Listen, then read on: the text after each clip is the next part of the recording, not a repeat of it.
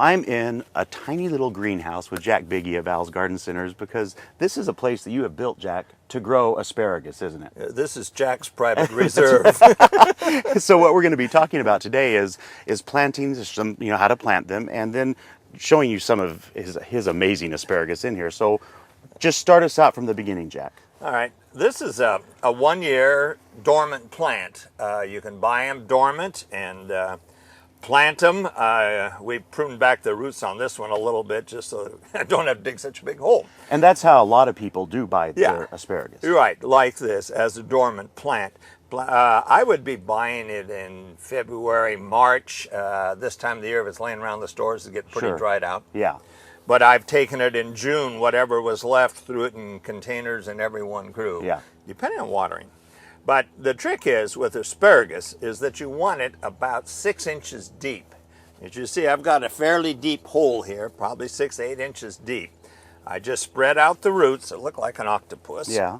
Put her down here in the bottom of the hole, and then cover it with about 2 inches of dirt, leaving it concaved. Okay? As this grows in the next 4 to 6 weeks, I will come in and cover it a little bit at a time. If you cover it with a full 6 inches, it probably will not be able to push all the way up. Okay? Through that dirt. And this is really pretty mellow dirt that I have here. Out in the garden, you'd be more mud. This is all. This is great soil. Yeah, this is my compost, pure compost. Anyway, we leave it down there. As it grows, I will keep covering it. That's the only trick there is to it. If you put it down too deep right away, your odds are not very good on getting it all to come up. And it would make sense to me that this kind of earth that you're planting in and compost really would be perfect. Right. They love sand. Oh, okay. Canby, my folks used to grow it commercially by the Moala River in Canby. They had 7 acres of it, and it was Canby sandy soil. It was just great. Yakima grows along the irrigation ditches, wild sand again. So the better you can make your soil, if it's really thick and heavy, lighten it up some. As you can't see from here, but this is a raised bed.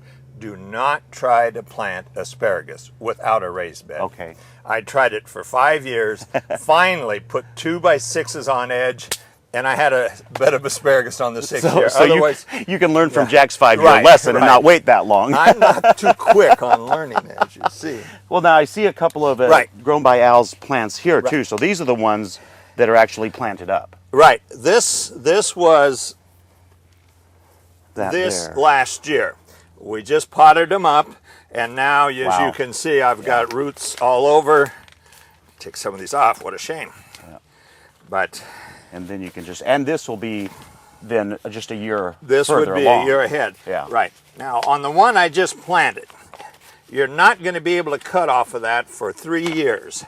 This, you're 2 years away because you can see how spindly it is now, and what you want is a thick stem like this. I have to say, Jack, you can't help but see this and be impressed by it. These are amazing. I was impressed myself. I picked this yesterday morning for my daughters and daughter-in-law, but I came in and there was nothing when I got done any taller than this one yesterday morning, and now it's up here. It's probably grown 6 inches in the last 24 hours. So really growing them in, this really is like the perfect setting, this greenhouse area. This is called cheating. That's This is cheating. And about how long then, once that time frame has got over, you start getting really great asparagus shooting up, about how long can you harvest? We cut well into June. My folks used to cut in July yet a little bit. It seems to get a little strong. And then you also want your asparagus, you have to, I'll get this out. You will indeed. You want it to rest. Yeah. And therefore, you let it go to feather, like this is already started. Yeah. And as long as you keep cutting it, it won't go to feather. But once you turn it loose, it'll go to feather. Now, Jack, I hear that asparagus is also really a heavy feeder. Well, you've got to understand, it's nothing more than grass. Just grass, asparagus. And when we're transplanting or planting the first time, we put in a good shot of slow release transplant fertilizer. I'll mix it in the bottom of the hole. And then this is a 2-year-old plant. Again, I have dug the hole even deeper on this one. So I've got it stuck down in there. Cut backfill in it. And again, I'm going to wind up under the ground. The reason for this is when you cut asparagus, you will cut it under the ground. And you want that crown down deep enough that So you're don't not damage cutting it. the crown. That makes sense.